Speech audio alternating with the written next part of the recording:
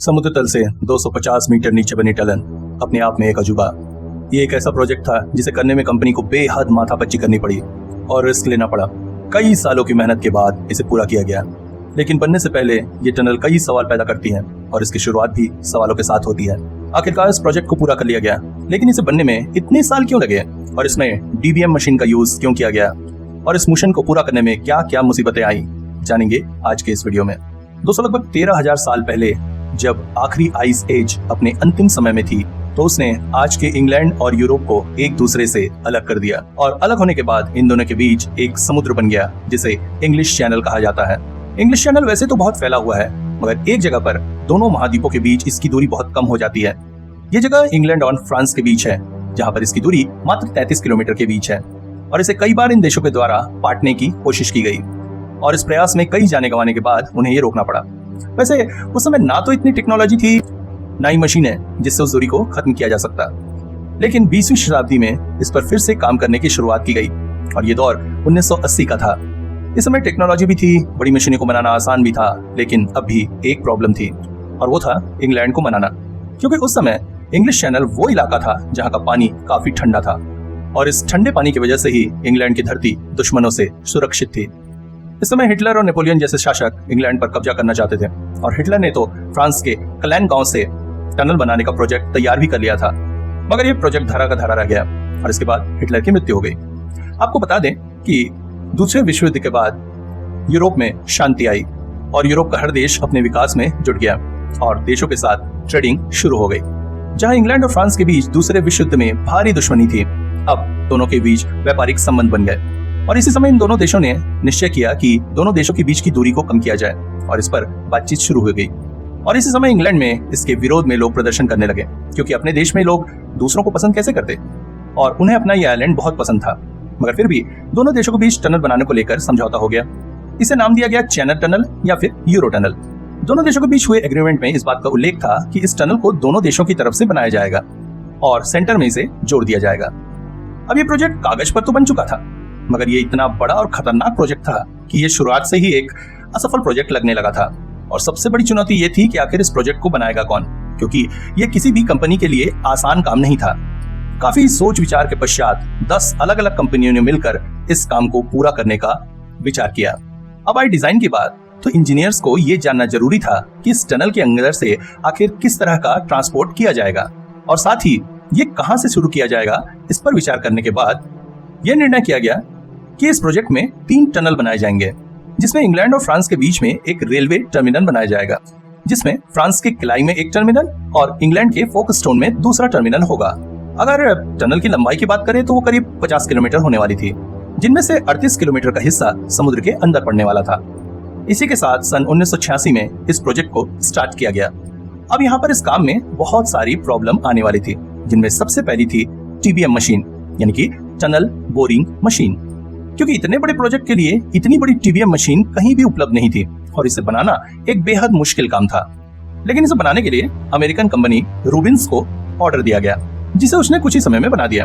यहाँ आपको बता दे कि इस मशीन की लंबाई 800 फीट और वजन करीब 1500 किलोग्राम था और ये 50 डायमीटर या गोलाई की थी।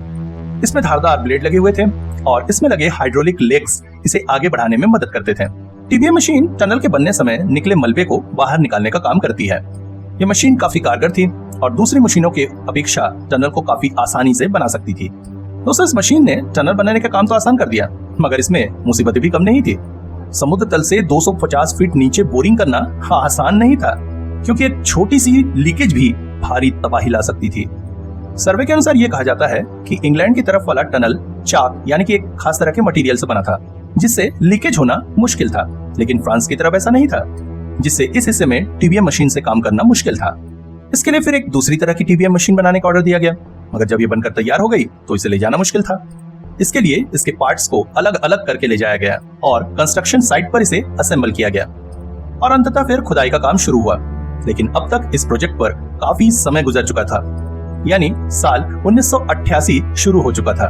खुदाई के दौरान ढेर सारा मलबा निकल रहा था, जिसे इंग्लैंड के साइड फोकस्टोन में ही डंप किया जाने लगा, जहां पर बाद में सल्फर होइक कंट्री पार्क बना दिया गया।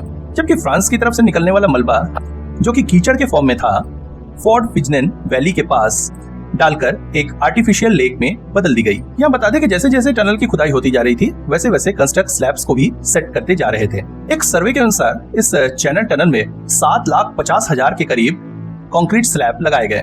यहाँ आप जानकर आश्चर्यचकित हो जाएंगे कि इस टनल को बनाने में जितना मटेरियल लगा उससे 8 बुर्ज खलीफा बनाए जा सकते थे। चैनल टनल का काम काफी तेजी से हो रहा था और इसके वर्कर्स को दोनों तरफ से इन चैनलों के जुड़ने का इंतजार था। यहाँ पर बताना जरूरी रहेगा कि इस चैनल को बनाने के लिए लेजर गाइडेड मशीन का भी प्रयोग किया जा रहा था ताकि दोनों तरफ से आने वाले टनल को स्ट्रेट पोजीशन में रख सके, बिल्कुल सीधा। इसके इस्तेमाल न होने पर दोनों तरफ से आने वाले टनलों के डायरेक्शन इधर उधर होने की संभावना थी। एक लंबे समय यानी कि करीब 3 साल के बाद इस टनल का अधिकतम हिस्सा पूरा हो चुका था।